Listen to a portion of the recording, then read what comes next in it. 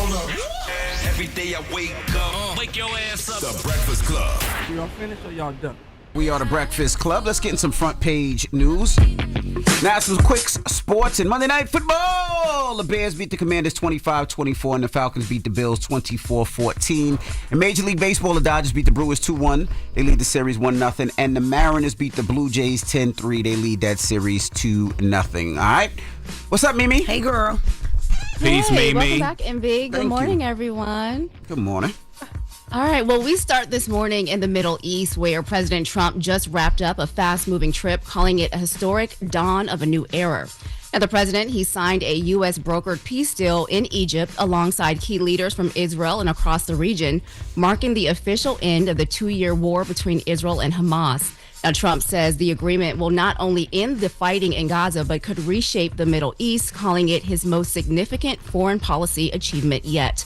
Let's listen to some of that speech. But the momentous breakthrough that we're here to celebrate tonight is more than the end of the war in Gaza. It's with God's help, it'll be the new beginning for an entire beautiful Middle East. From this moment forward, we can build a region that's strong and stable and prosperous and united in rejecting the path of terror. The final sprint to this deal began less than 3 weeks ago on the sidelines of the United Nations in New York. I met with many of the people in this room, and it all just started coming together.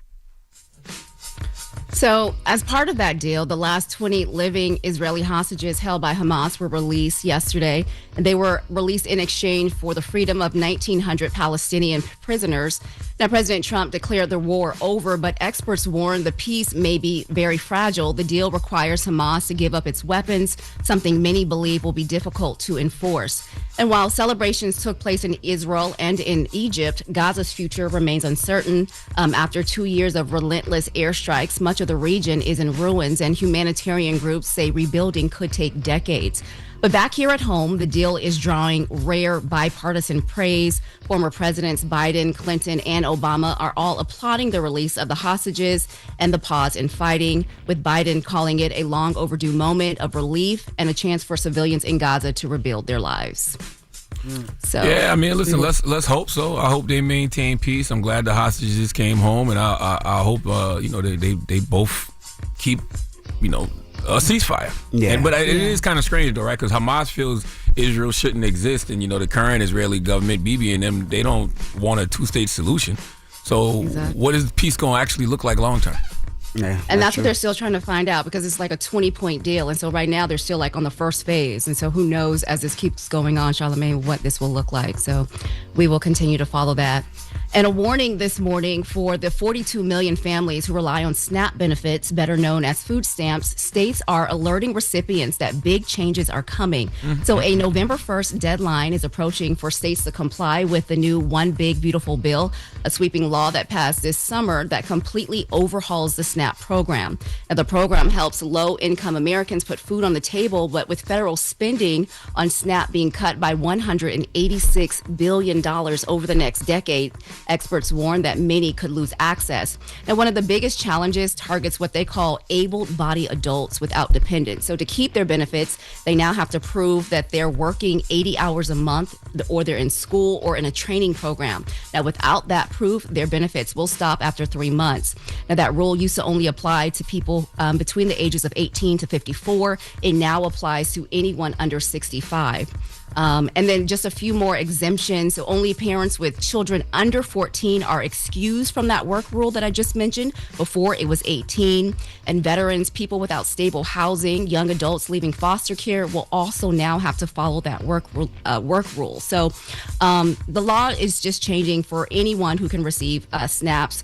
We're talking refugees, asylum seekers, and survivors of human trafficking. They are all expected to lose eligibility, but the federal officials say that they will be putting out more guidelines soon, and so we'll have to keep checking back to see what that looks like. But for families, you guys, already stretched thin, these changes could mean a lot of tough choices at the grocery store. I'm telling you, it's going to be a cold winter. Y'all better bundle up. Word the freeway. Your folks is going to be starving. You hear me? This is going to be the year that you really gonna have to remember the reason for the season when it comes to the holidays, because there ain't gonna be no gifts. All right. Absolutely. And speaking of the holidays, Yeah, Jess. What were you saying? I said I've been doing that for years. Anyway, everybody just been knowing the reason for the season. All right. Well, and speaking of holidays, if you're looking for a little extra cash this holiday season, there may be some good news on the job front. We'll tell you who's hiring and how to cash in. That's coming up at 7. It ain't OnlyFans, in it? You ain't It about to is tell not people to sell some OnlyFans. ass. Nah, it's not OnlyFans. Oh, I don't even know Some if ass people are selling still this doing one, it. man. It's been ass selling before this, so yeah. It's gonna be hard. It's might be some ass selling. All right. We'll see you next hour, Mimi. Morning, everybody. It's DJ NV, Jess Hilarious, Charlamagne the Guy. We are the Breakfast Club. Let's get in some front page news. Now, let's start off with some quick sports. Last night, NFL Monday Night Football. The Bears beat the Commanders 25-24. The Falcons beat the Bills 24-14. In Major League Baseball, it's the playoffs right now. The Dodgers beat the Brewers 2-1. They lead the series 1-0. And the Mariners beat the Blue Jays 10-3. They lead that series 2-0. What's up, Mimi? Good morning, Envy, Jess, Charlamagne. How y'all doing? Hey, girl, we good. Good morning. All right, so we start this hour in Washington, where the Senate returns to work today after that federal holiday yesterday. Now, lawmakers are set to hold an evening vote on a bill to fund the government, but so far there's little sign of progress as the shutdown is now entering its 14th day. Now, Senate Republicans are hoping to win over more Democrats after 7 failed votes. And Speaker Mike Johnson, he is now warning that the shutdown could last even longer unless Democrats change course. Let's listen to that.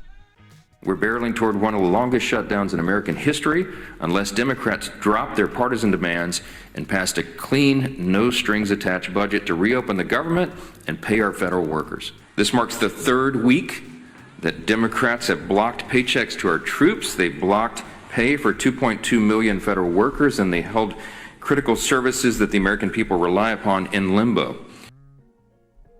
Well, Democrats, they say they are remaining firm. They won't back any deal unless it includes an extension of the expiring health insurance tax credits under the Affordable Care Act. Now, those subsidies help millions of Americans afford health coverage. They are set to expire at the end of the year. So far, only 3 Democrats have broken ranks to vote with Republicans. GOP leaders, they need 5 more to pass the bill. And while that debate continues to play out, the impact of the shutdown is still growing. Smithsonian museums, national parks, and other federal landmarks are now closed to visitors. We've been talking about this. Thousands of federal workers have been laid off or told to report to work without pay.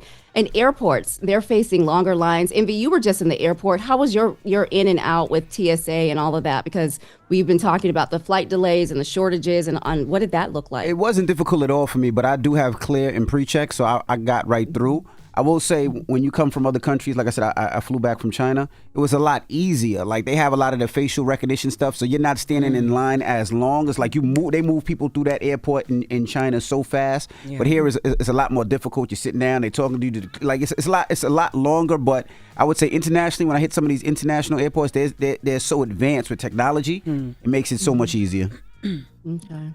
Well, we'll continue to watch that because, as we've been saying, a lot of these programs depend on the federal funding, including small business loans, food inspections, housing assistance. A lot of places are also feeling the squeeze. You know, it's funny. It's funny to listen to Democrats and Republicans point the finger at, whose fault this is, because the reality is nobody cares, because folks know that it takes bipartisan agreement to reopen the U.S. government. All they know is that they're not getting paid, and it's the government's fault. And when they think government, they think Democrat and Republican. So there is no political win for either party in this situation. As long as the government is closed and people not getting their paychecks, they pissed off at all of y'all. At everybody on both sides, absolutely. And switching gears really quick, if you are looking for seasonal work, Amazon says it is hiring 250,000 workers this holiday season to handle what it expects to be a surge in online shopping from now through December. It's the 3rd year in a row that the company has hired at least 250,000 seasonal employees. The job it starts at $19 an hour, while regular Amazon workers make about $23 an hour with benefits. Now, the move stands out this year because most retailers are cutting back on seasonal hiring. Analysts expect fewer than 500,000 jobs to be added for the holidays. That's the lowest level it's been since 2009. They say it comes as higher costs, tariffs, and more machines doing the work that people used to do. And so meanwhile, some of those other major retailers that we expect those holiday jobs from, I'm talking Target, Macy's, UPS, Walmart, they haven't released their hiring numbers yet. Instead, they're offering current employees more hours or waiting until closer to the holidays to announce what kind of help that they will need. But maybe some good news for some of those furloughed or laid off workers to look into right here. So we will continue to watch that. All right, y'all. Well, that is your front page news. I'm Mimi Brown. Follow me at Mimi Brown TV. For more stories, follow the Black Information Network, download the free iHeartRadio app, or visit BINnews.com. Thank you, Mimi. Thank you, Mimi. Hold up. Every day I wake up, wake your ass up. The Breakfast Club. Y'all finished or y'all done?